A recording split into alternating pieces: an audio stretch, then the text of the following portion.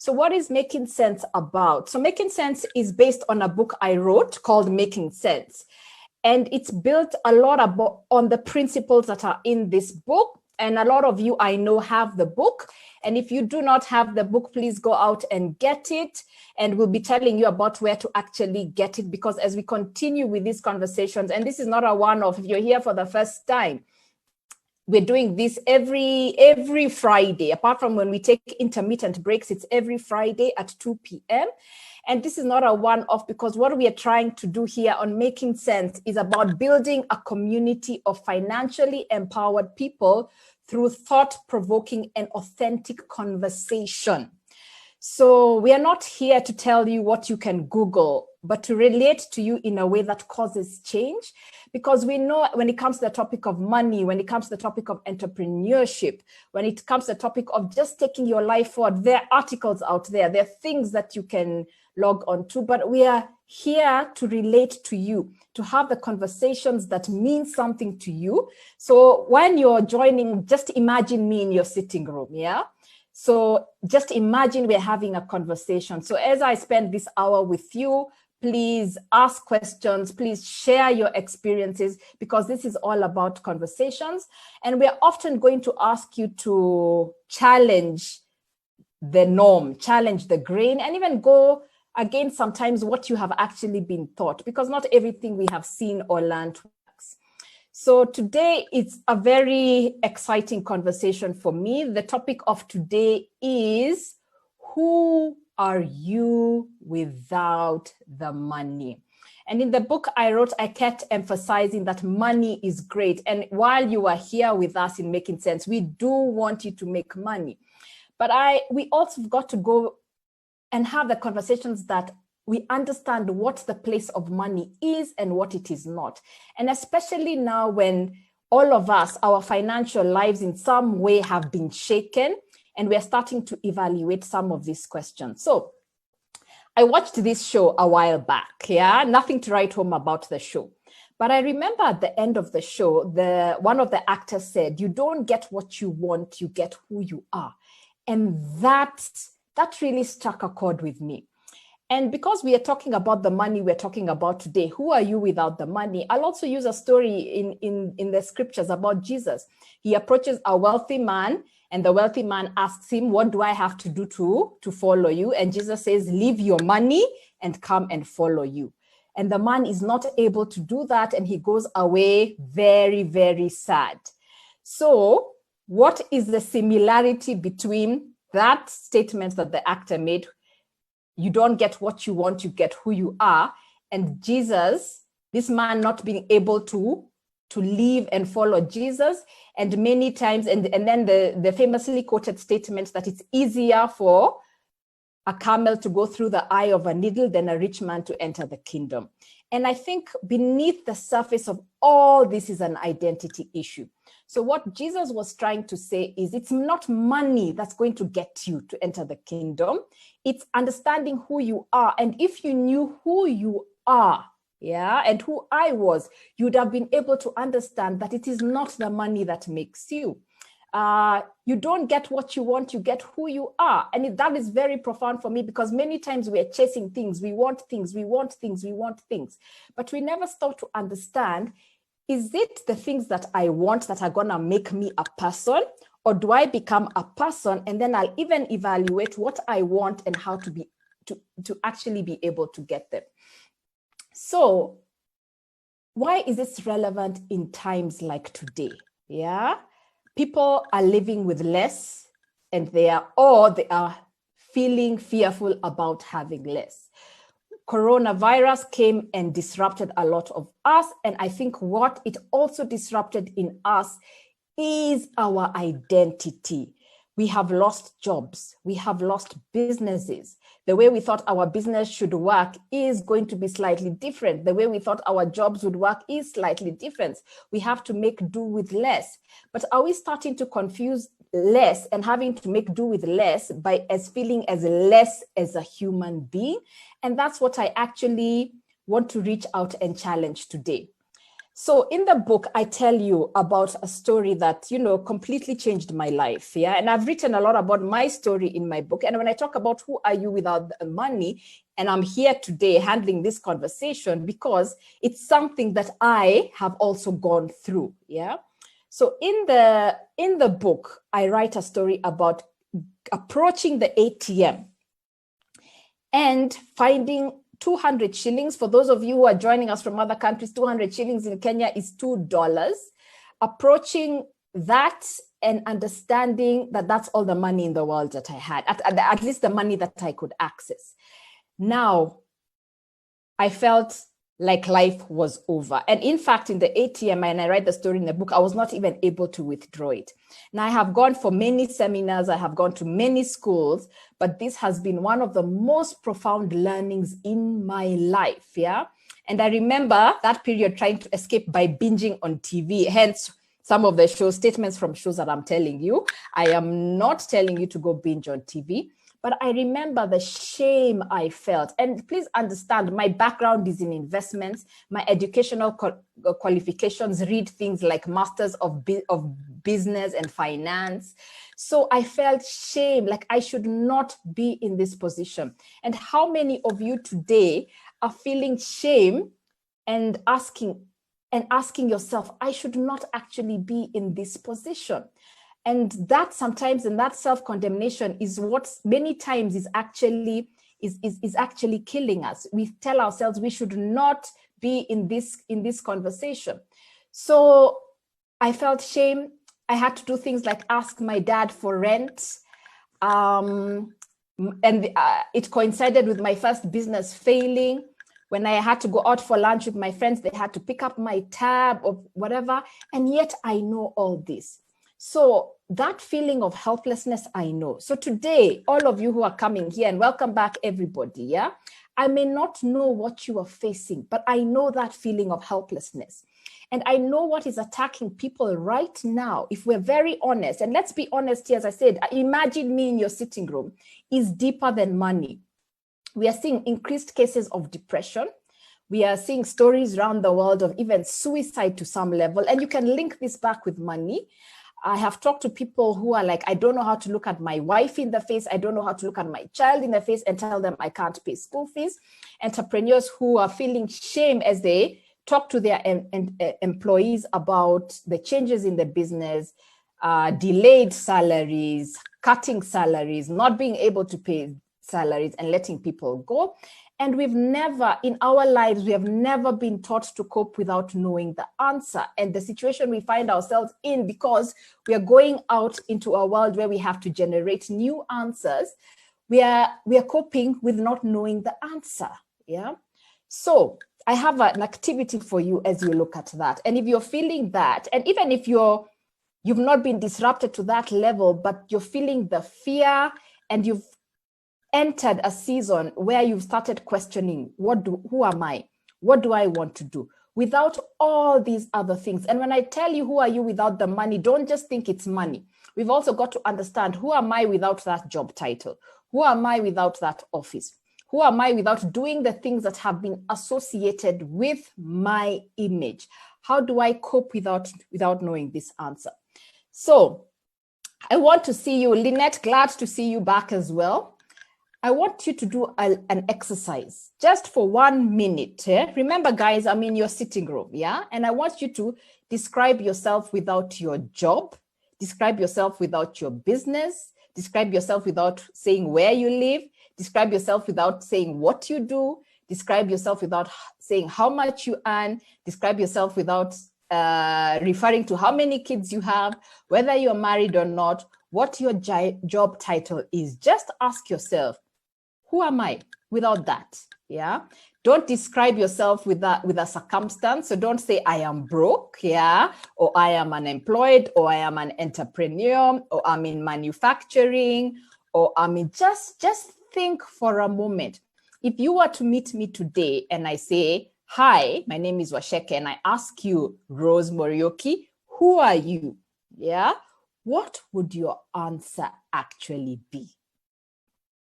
And just take a minute to to see that. And you can just start putting on the chat, how hard is it to do this? Yeah, because from the time we entered school, we were told, yeah, who am I? I'm in grade 1, I'm in year 1, I'm in standard 1, and wherever country you're from, what you use. You're told you're a child, you're told you're a teenager, you're told you're employed, you're told you're a fashionista, you're told you're an accountant. Now, when I'm telling you, strip away all that. Let's peel back this onion. Who are you? Yeah, and let me see some answers out there. Who are you? Who are you? Yeah. And many times we start realizing that we have been conditioned to describe ourselves with things that are outside of us. And what is the problem with this? And let me use gambling, for example. And all around the world, you see stories of people who win lotteries, who win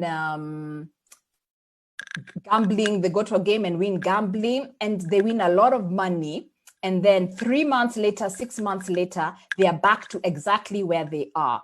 Yet they won $1 million, some even more. This was money that realistically should have changed their life, the lives of their children, and their lives of their children's children.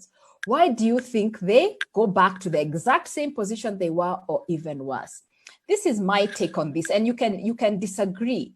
It is because character is what sustains wealth creation. Money, even though you're given the kind of money that should make you wealthy, if you do not have the character, it will not sustain the money. So whilst the world has, and I told you in the beginning, in these conversations, we're going to go against the grain.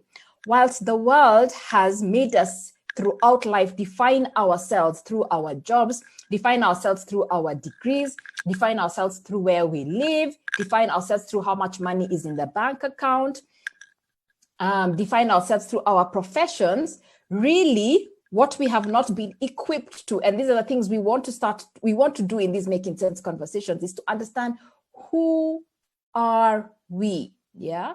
So when I did this for myself, these days I describe myself as a student of life, yeah?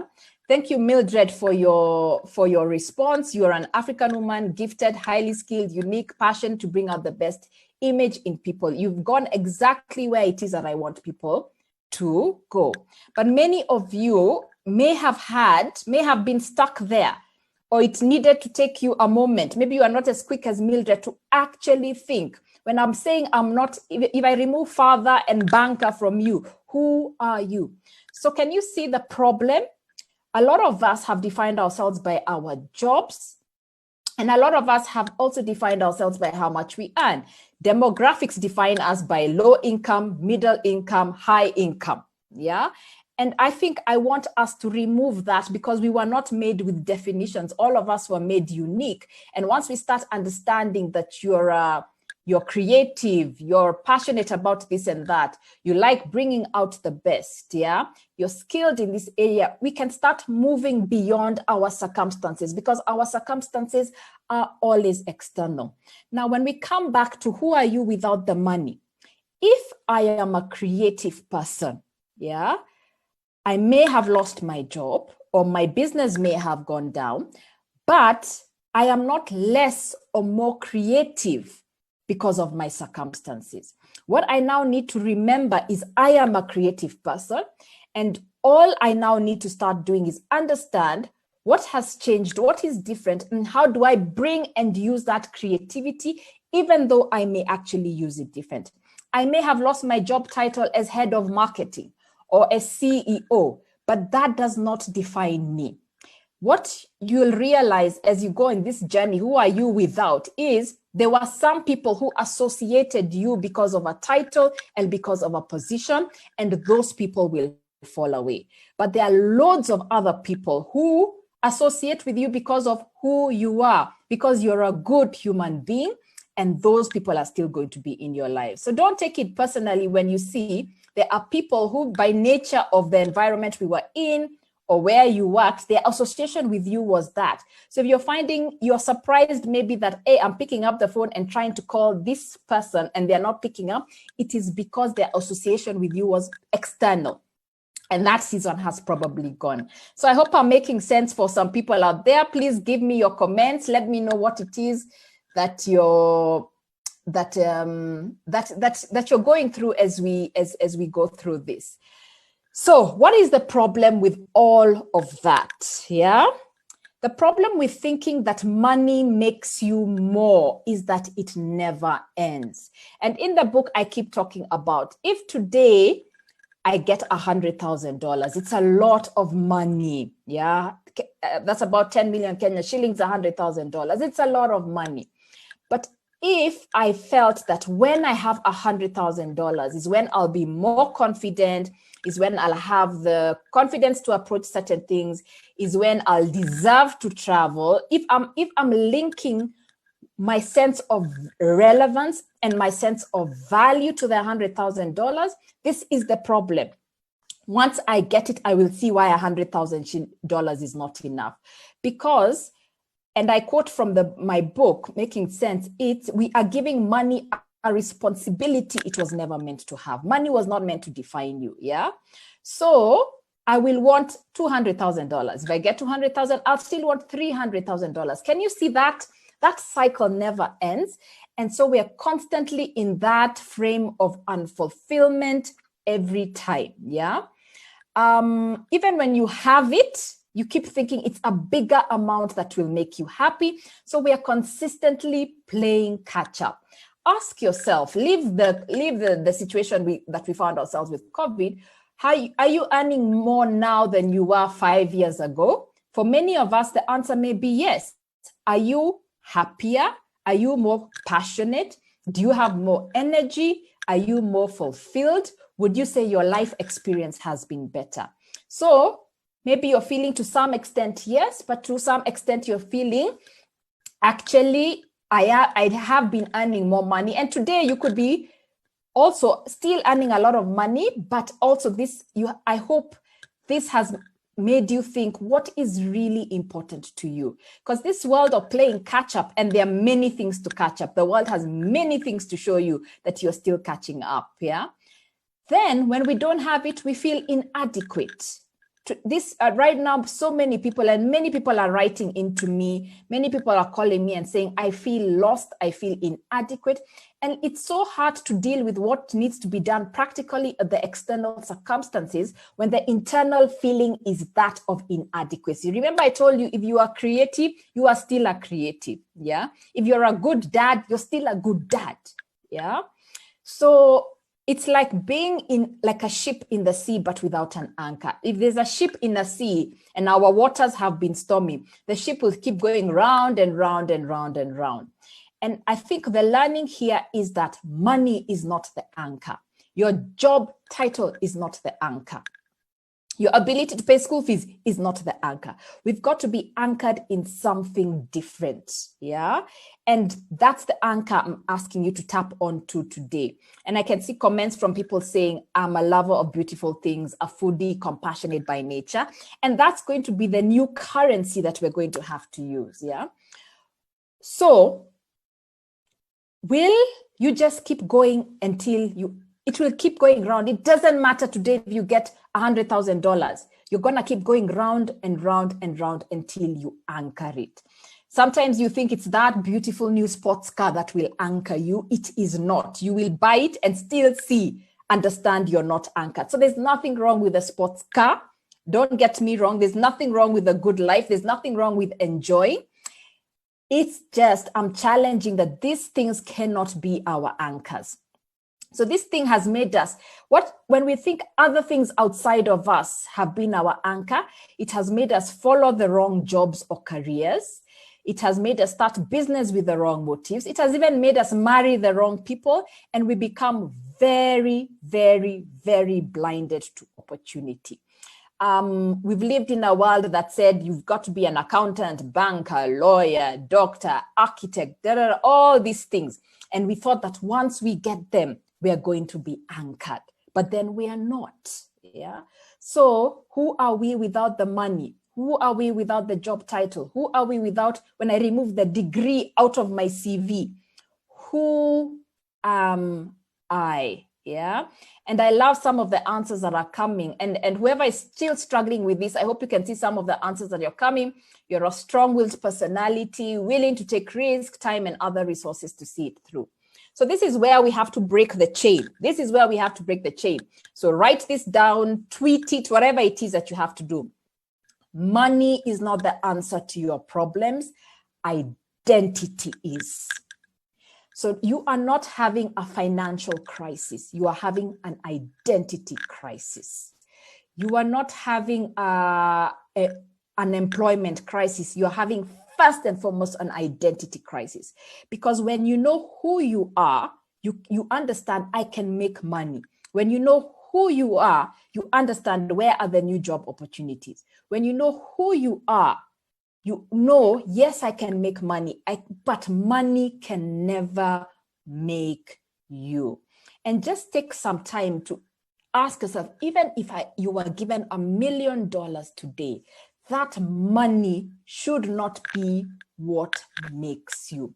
So you be the one who knows yourself, that you know you're creative, that you know you're a good communicator, that you know you're passionate about helping young people, that you have you want to help people shape their dreams, that you're a risk taker. Know that, because that is the currency. Then that is what you can use to make money, and not just make money in a way that corresponds to what you truly value. So as we struggle with all this, who are we without the money? Sometimes we've been chasing things that actually are not that valuable to us. We've been chasing the image we have in other people's eyes, and not understanding what image is important to me. What do I want? And I'm coming to that, yeah? So I want you to take away 3 lessons from this. And let me just look at some of the comments. Mohammed, you're saying you're a new student every morning. I can relate to that. And these days, even when I'm called to go onto TV, I'm called to go do a talk, when you're asked who you are, people sometimes will read my profile and talk about the master's degree. They'll talk about being the founder of Centonomy. Yes, those are things that I've done, but I am a student of life. And even as you engage with me in these conversations, please note I come out here as a student, and I love sharing conversations. And I entered into the line I did, not because I had a degree on it, but because I love having conversations on money.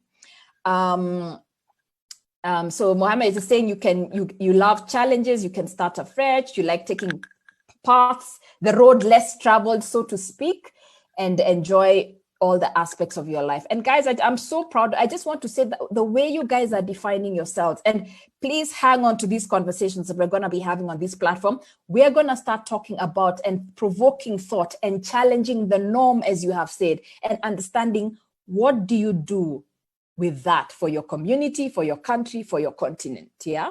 So I said there are 3 lessons that I want us to take away from this. And the first one, when we keep thinking that we are somebody because of the money and because of all these external things, 1, money has stopped us from taking responsibility. Money has stopped us from taking responsibility. I want us to investigate a thought. Let's tell you, let's go on holiday. Let's assume we are all back to, the world is safe again and we are traveling, yeah? Let's go on holiday and let's pick a destination, like let's go to Cape Town. Let's go to Lamu. Let's go to all these places, all these beautiful, beautiful places that are in our continent. Let's go to the Maldives, yeah? Let's investigate the thought. I can't go on holiday because I don't have money.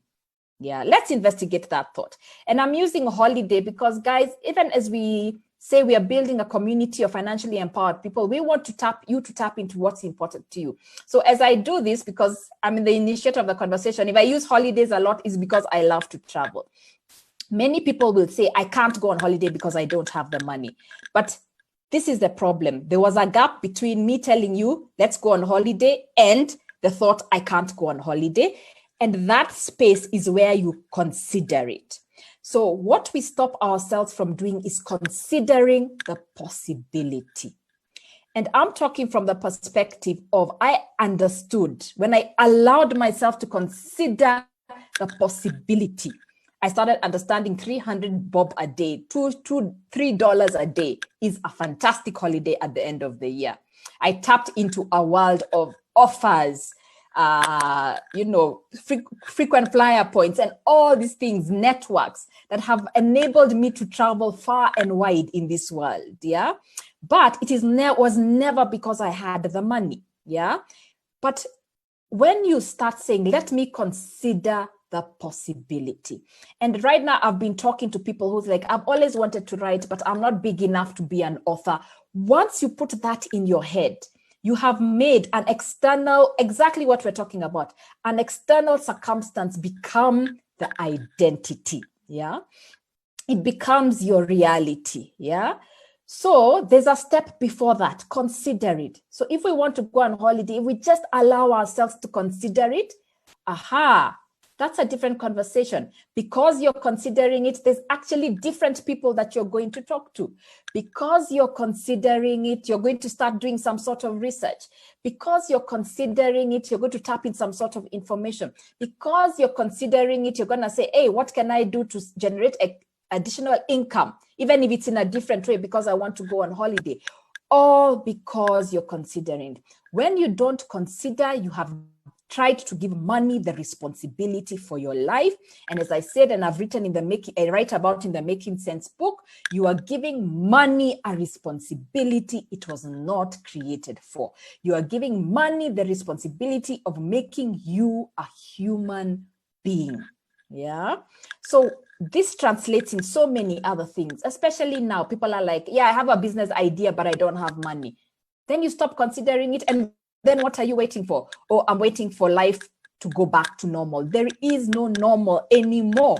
We are never going to do normal. And thank you for all your good comments on the on the platform today about this conversation. This conversation is not normal. And I said from the beginning, we are not here on Making Sense Conversations to do anything you can Google about. We are here to provoke thought and to provoke thinking.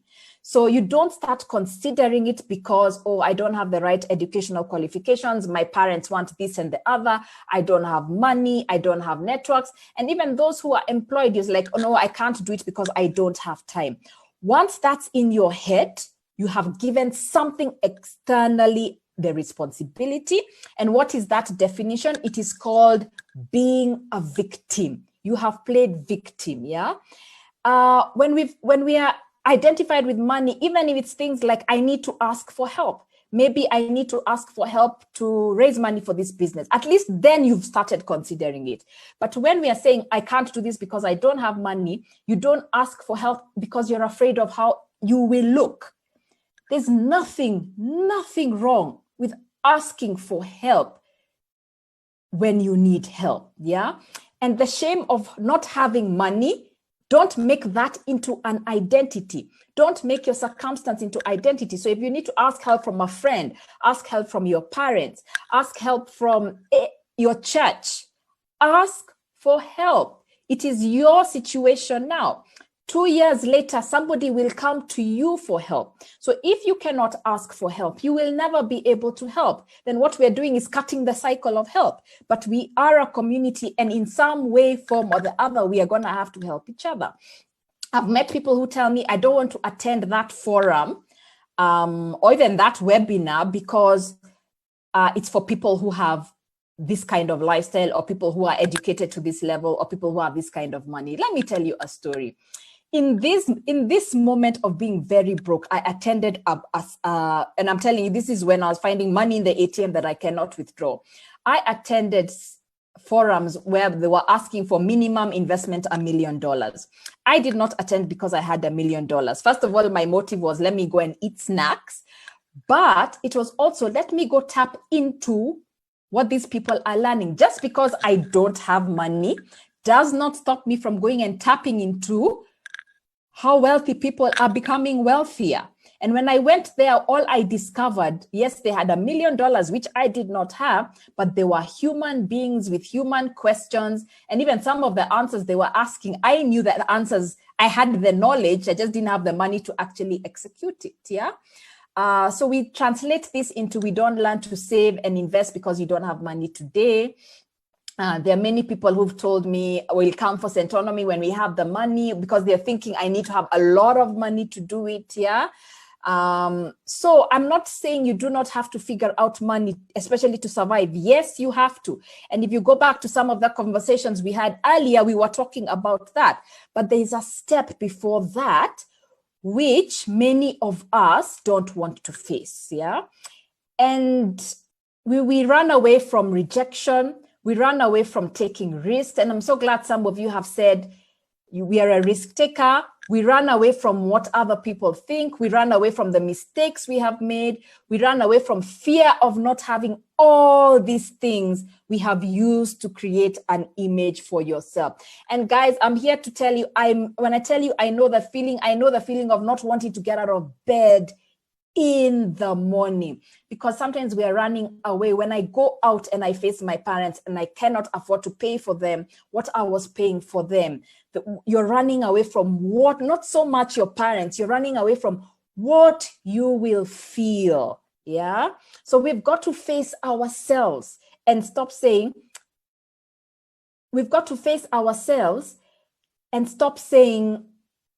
it's other things, it's other people who will actually do it. Yeah.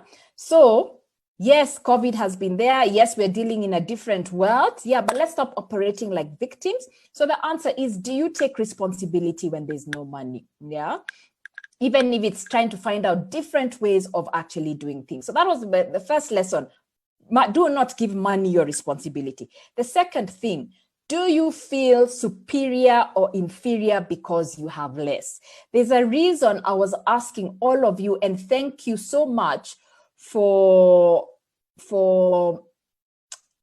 describing yourselves without the money. Yeah, because when you know you are creative, you don't feel better or less than anybody else because of your circumstance, because you know your true value is actually that. Society, now this is where we are saying go against the grain. The society we live in is a different story. What's out there, what's outside of this conversation today is a different story. Society will make you feel good when you have and bad when you don't. For example, if you have a very flashy car and you go somewhere, how will the guard at the gate open for you? In Kenya, we call them the watchman. How will the watchman treat you? He or she will get you the best parking spot. They will ask you, are you okay, sir? Are you okay, madam? They will go over and above because of the car that you are driving. Yeah, that is how society. The mistake you might make is starting to think that you are an important person because of the car. Yeah. Then one day, let's say you keep going there for a couple of months. One day, somebody buys the newer model of your car. What does the watchman do? He stops treating you as special. The problem is it has left you with a void. And I guess now we're asking, whatever void you are feeling, ask yourself why that void is there. Yeah.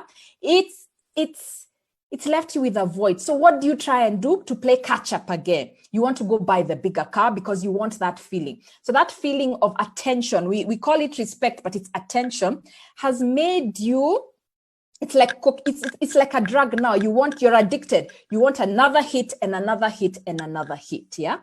It's okay to enjoy these things, but do not mistake them for your identity. They do not make you superior. Again, when you do not have that car and you came in a very small car or you came riding a bicycle, when you stand next to the person who's driving that really, really nice car, do you feel inferior? Do you feel unworthy of being in the same lift as them? Do you feel unworthy of being in the same room as them? And that's what we have to break. And I know what I'm asking is a process, and it doesn't come overnight. But the more you keep tapping into, I am creative, I'm a student of life, I'm analytical, I am purposeful, I am faithful. This is what I am uniquely created to do and have and be, the more that stops making you insecure. We stop comparing ourselves with other people because nobody in the world has the same thumbprint as you. That's why when we feel superior or inferior, and this is what a lot of you may be struggling with at this point, you had a big job title, but the opportunity in front of you, the world does not think it's all that. Maybe you are regional head of marketing in some big organization, and that gave you a lot of identity. But now, as you've been home, you've understood you're really good at baking. But society, when you had that job title, society treated you one way. Now, when you go and start selling your cakes, it will not treat you the same way. So, but the opportunity is in baking. Give that opportunity time, give that opportunity life, learn how to understand that baking, and you could be the next Java of baking. Yeah. So many times we don't see the solution to our problems because we think if I used to earn $300 per week or $3,000 per month, if today what is in front of me doesn't earn me the same or doesn't give me the same social recognition, it is not an opportunity.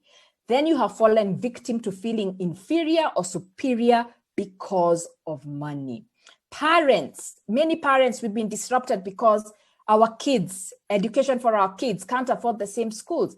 Are you a better parent because of the kind of fees you can pay? Or are you a better parent because you are bringing up your child to be a good human being? If your income has been disrupted and you need to change how and where you take your child to school, the agenda of bringing up your child to be a good human being has not changed. Yeah. So don't make your identity as a parent be that particular school you used to pay fees for, but bring up a better human being. Even if you have the money, many parents, I think we are now questioning, why was I paying these fees? So even if you still have the money, you could still make the decision that, hey, for my child to be a better human being will require changes. Are you a better entrepreneur because you can pay salaries every month and on time? No. It is great to be able to pay salaries, but that is a function of the entire business, not on you. But you're a better entrepreneur if you can motivate, if you can lead, if you can provide guidance, if you can mentor. Yeah. So some people may fall off, some people will still be with you, but that's what identifies you more than the fact that you could pay salaries. And remember, we've come from a situation none of us had any control over. So as we go forward, what has silently been killing us is self-condemnation. Yeah. I should have. I feel like a failure. It's that voice in the head that is in front of us. Are you a better husband because you can provide at a certain level? Or are you a better husband because you listen to your family, because you spend time with your family? When we say provider, and on the show, we're gonna bring men who can come and talk about this. But when we say provider, did we only mean that it's an amount of money on the table, or is provider also emotional provision? It's also guidance. It's also time. It's also treating each other as a human being. Yeah. And you may find, like, I'll just use parents, and I'm talking to some kids now who actually are thriving and are thrilled to be homeschooled. Yeah. There's some people working and they're like, actually, as much as the business is suffering, I've now understood the vision of my lead of the founder, because they're spending time explaining the vision. When all is said and done and we are all out and we are all on our deathbeds, nobody will remember you because of how much you paid them. No, they'll remember you because of what you changed, what you inspired, how you actually led them. And point number 3, and I'll repeat all this. What do you truly, truly, truly want? Yeah. And I think, and I'll talk about even the journey I'm going, where we found ourselves working from home. We found ourselves with instantly a digital and online company. And thinking through things like the office physical infrastructure, what place does that have? But I said this because we are coming in this life where we've been told, many times we've been told what to want. Go to this school, do this is the profession. And even with money and the things that you think money should do for you, I want you to spend time asking yourself, what do you truly, truly, truly, truly want? Truly, truly, truly want. The other day I was being told of someone very senior in a bank who's gone to teaching basketball. And I love that story because that is somebody who's connected with, in this season of their life, this is what I want to do. Do you want that house and the mortgage that comes with it? Or have you been taught to want that house? Our society has told us that if you're a homeowner, you have made it. There's nothing wrong with the house if you truly, truly want it, but don't make home ownership an identity. Yeah. Maybe instead of having the house, you would rather do other things. Maybe you'd rather start a business. Maybe you'd rather help your community. Maybe you'd rather travel. Is maintaining that car worth the travel? Yeah. Maybe you do want that car. And if you truly, truly, truly want, as I said, nothing is bad. Yeah. But look at that car that you have, that you may even be paying some sort of loan for, and ask yourself, do you really want that? The reason many people are not willing to adjust and adapt and do what they needed is because they are shackled to these things and these identities that they think they should want. I've talked to many business people and they're like, actually, do you really, really, really, really want to be running that business? Or had it become weight and you needed to find a different way of doing it or do something completely? I have friends where I'm seeing creativity that I had never seen, that is just spewing out of them in this period. And they're like, actually, the way I was running a business is not what I really want. Yeah. Is it make or break if your kids go to that school? I think it's time to ask ourselves, do you really want that profession? And also vice versa. The Douglas, a character in my book, talks about how he had been told that his community does not create wealth. So have you also been told a way of life is not for people like you?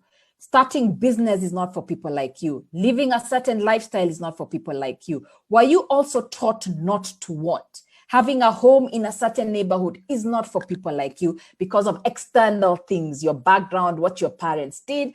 And we really, really want to bust that myth, yeah? With jobs, even for those who are looking for jobs, is there another reason apart from the salary that you want that job? Because many times people take short-term increases. You're offered an extra 20,000 shillings or $200 or $300, yeah?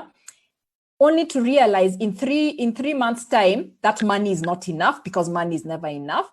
And you realize, if I had only stayed where I was for a year or 3 years or 2 years more, not only would I be earning more, but my exposure, my growth would completely have changed. So even jobs, can we look at where the business is going and how it fits into your personal growth plan and purpose, instead of just the short-term increases? Because when we stop and investigate, what do you truly, truly, truly want? We're chasing the big jobs that give us big salaries so we can buy big houses and big cars that we may not truly want. It doesn't make sense. So we are living a life that is all about conforming to the image that has been established for us. Yeah. So let me summarize those points. I'm asking you to do this. Describe yourself without the external things: money, your job title, what your business does, how many kids you have, all those external things. And thank you everybody for sharing some of those descriptions. The lessons, so that's number one: describe yourself. Stop giving money the responsibility. Whenever that thought comes into your head, I'm not going to do it because of money, pause and give yourself an opportunity to consider, and then start seeing what happens when you consider. Secondly, remember, you are not superior or inferior to anybody because of money. Even if you are the CEO of the biggest company in Kenya or in Africa, you are not superior to anybody because of that title. Then who are you? Yeah. And then lastly, Take time to understand, what do you truly want? Yeah, because you have to be important enough to yourself. Once you're important enough to yourself to go through all these things that I'm talking about, money will follow, resources will follow, people will be attracted to that sense of purpose. Yeah. So how did my story end? Yeah. I explained to you the ATM story and going and being in conversations with people who are far wealthier than are. Why I wanted to talk about this is because for me, this is a personal story. I had to get to the bottom of who am I without. I started Centonomy in the period when I did not have money. And all of you, I know you've been following Centonomy, you know Centonomy does. Centonomy teaches people how to create wealth with their money, with their businesses, with their careers, yeah? But I started Centonomy in a period that I did not have money. So that's an oxymoron in itself, because if my identity was the money, I should have thought that let me have a big bank account, then I can start helping people plan their finances. But I didn't, yeah? And the realization for me that where I am going, my bank account and where I am going have nothing to do with each other. And the gem was in the process. The gem was discovering my ability to have conversations with people. My ability to, when I've been told I'm quiet and I'm a good listener all my life, that is what worked for me, because I can listen and I can go and interpret and I can go and research. I love to read. So giving me something to research about is no problem to me. Yeah. So that was the true gem. The gem, discovering myself in, I need venues for training, going out and being able, because of selling the plan and having people, hotels give you venues without charging you. Yeah. So I discovered a gold mine that had nothing to do with my pocket. And in this period, I want all of you to discover the gold mine. This gold mine will help you, even if you are in your job, understand what more can you do? How much more can you plug in? Even your boss is looking, or is looking for answers. It will help you understand, how do I make money differently? It will help you to understand, how do I run my business differently? So that lesson for me has come back over and over and over now, and now is not an exception to the lesson.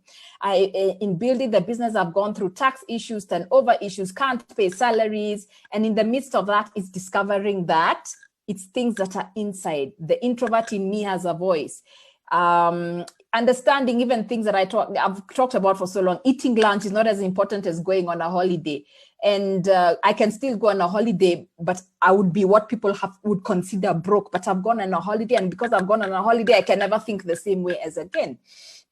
Ability to convince preceded money, and understanding that people who mattered didn't really care what was actually in my bank account. So that's how my story unfolds with this particular topic. Now, remember the 4 things we have talked about. I want you guys to go out and actually test and do these things. Online, you'll see I have written, and you can follow 2 versions of articles that are talking about who are you without the money. And the first version of this article is about 2 characters called Bob and Jack. Yeah. And they're both doing well. But when you meet Bob, by the time you leave a conversation with him, you know where he lives, you know what kind of whiskey he drinks, you know what car he drives, you know all those things, but you don't have a sense of who Bob is. But you meet Jack, who's doing equally well. But by the time you leave Jack, you know his hobbies, you know what his children are up to, you know what his struggles have been, you know the lessons he's learned, he has taught you something. So you get a better sense of Jack than Bob. Yeah. I'm asking you to be, and my team will put up those articles, I'm asking you to be Jack. When people talk to you, and this is what to challenge yourself, do they get a better sense of who you actually are? Yeah. If people get a sense of who you are, it means you know who you are. And when you know who you are, you understand where to position yourself. And as I've always said, money is a tool for the life. It is not the life. You also then understand what role money will play. Because when you understand what all those things I'm asking you about, you know what you truly want and what you do not want and what completely fulfills you. So next week, we're going to be continuing on this conversation. And first, let me just look at a few of the comments. Thank you, Joy, for saying, yes, the new normal is calling us to redefine ourselves, redefine what is important and what works, because everything is going to be redefined. Opportunities are going to be redefined, yeah? Yes, Joy, we never take time to completely understand what it is we really want. Thank you, Vinny, that, despite, yes, and thank you for coming back to continue listening to me. As we have said, this is about thought-provoking, and we're going to continue having these discussions that change something. And I just hope that for all of you who have joined us today, that this has changed something in the way that you're actually thinking. And remember, you can get the book, Making Sense. This book, in line with what we have talked about today, would be an extremely valuable tool. It talks about my story, it talks about Douglas, it talks about Faith, it talks about Deshaun, and all of us, nobody's talking about how they had a lot of money and then what they did with it. They're first talking about the change that actually needed to happen in them. And I'm just gonna remind you, money is not the life. The life is the one that you create, and money comes in simply as a tool to actually help you craft and define that life. So if you want to get the book, this is the details are actually on screen. You can get the book through, you can call that number, and my colleague Beth will be able to talk to you, get it delivered to you. So you can call that number directly. Online, it is on Amazon. And please, if you do have read it on Amazon or buy it on Amazon, please do leave a review for the book. You can also get it Rafu Books and Nuria online. All these are online. And of course, in Kenya at the moment, we have it at the following bookshops: Bookstop, Africa Hub, and Prestige. And as our borders open up, we will be ensuring that the book is in other markets as well. Next week, I want to continue on this line of the conversation. So please join us again next week. The topic for next week is speeding down the highway of poverty in luxury. And next week, this is what I want to tap into. We're coming out of this conversation where we've talked about identity, and I hope you guys will go and do some work. Next week, I want us to talk, and I'm going to have a guest. We're going to talk about the illusion that the world has created that ends up with us chasing certain things only for ourselves to realize we were chasing, but that was never true wealth. And actually, had we continued chasing, we are going to go down a highway of poverty. So next week, I just want to break it down to you so that you can evaluate and change anything that you may be doing that is actually putting you on the highway of poverty and not the highway of wealth. So we're going to make it very simple, very relatable, very conversational. So join me next week, Friday, 2 p.m. Kenyan time, East African time. And I just want to say thank you. Thank you so much, everybody, for joining us again. Thank you for those who are coming back. Have an excellent weekend. Stay safe, and we will see you next week on Making Sense Conversations. Thank you.